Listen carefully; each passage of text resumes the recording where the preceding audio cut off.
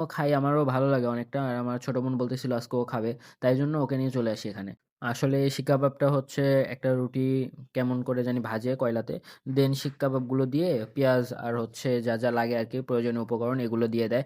All time এখানে হচ্ছে মামা ভাজতে থাকে, এক মামা হচ্ছে পাখা দিয়ে বাতাস করতে থাকে।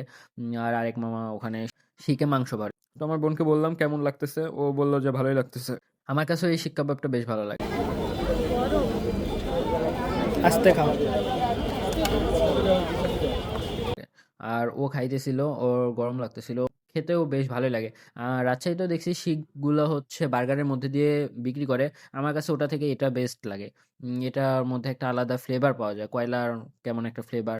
যেহেতু রুটিটাও কয়লাতে ভাজে। আপনারা যদি কখনো সন্ধ্যার পরে নাটোরে আসেন, তাহলে এই জায়গাটাতে এসে ট্রাই করবেন। আপনাদেরও ইনশাল্লাহ ভালো লাগবে।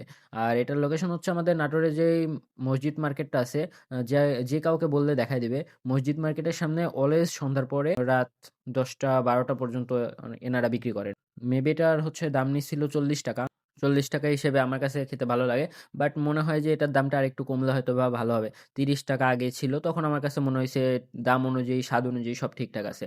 তো এটার দাম যদি ৳৩০ করা হয় তাহলে মনে হয় আরো ভালো হবে। তো ওর থেকে এখন রিভিউ নিবো ওর কেমন লাগছে। তো দেখি ওকে জিজ্ঞাসা করে। কেমন লাগে? মজা। স্বাদ আছে? আর খাবা? ১০ এ রেটিং দাও। তো ওর খাওয়া শেষ। ওর নাকি হচ্ছে ঝাল লাগছিল। ওইজন্য পানি খাওয়াইলাম। পানি খাওয়া শেষ। এখন শিক কাবাব খাওয়াও শেষ। এখন হচ্ছে বাড়ির দিকে চলে যাবো। যেহেতু অনেক রাত হয়ে গেছে, বেশিক্ষণ দেরি করব না। ওকে জিজ্ঞাসা করলাম আর কিছু খাবে কিনা? ও বলল যে না আর কিছু খাবে না। তো যাই হোক আজকের হচ্ছে জার্নিটা বেশিক্ষণ লাগেনি। রাজশাহী থেকে আসতে অল্প টাইমে চলে এসেছি।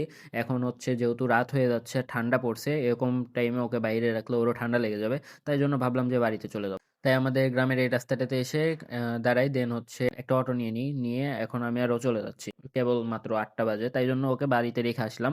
এসে আমি এখানে হচ্ছে ভাইয়াদের সাথে আড্ডা দিব। তো ভাইয়াদের সাথে আড্ডা দিতে আসলাম। ভাইয়া বলল যে রাত ডিম নিয়ে আয়, খাই। তাই জন্য সন্ধ্যার দিকে ভাইয়ার এখানে বসলে আসলে হচ্ছে গল্প হবে। অনেকদিন পর আসলাম যেহেতু, ভাইয়াদের সাথে দেখা সাক্ষাৎ করে গল্প-টল্প করে দেন আবার বাড়িতে চলে আসবো। তো আজকের ভিডিওটা কেমন লাগলো অবশ্যই কমেন্ট করে জানাবেন। আর যদি ভালো লেগে থাকে তাহলে অবশ্যই সাবস্ক্রাইব বাটনে বাড়ি মারতে ভুলবেন না। তো আজকের মতো এই পর্যন্তই। দেখা হচ্ছে নেক্সট ভিডিওতে। সে পর্যন্ত ভালো থাকবেন, সুস্থ থাকবেন। আল্লাহ হাফেজ।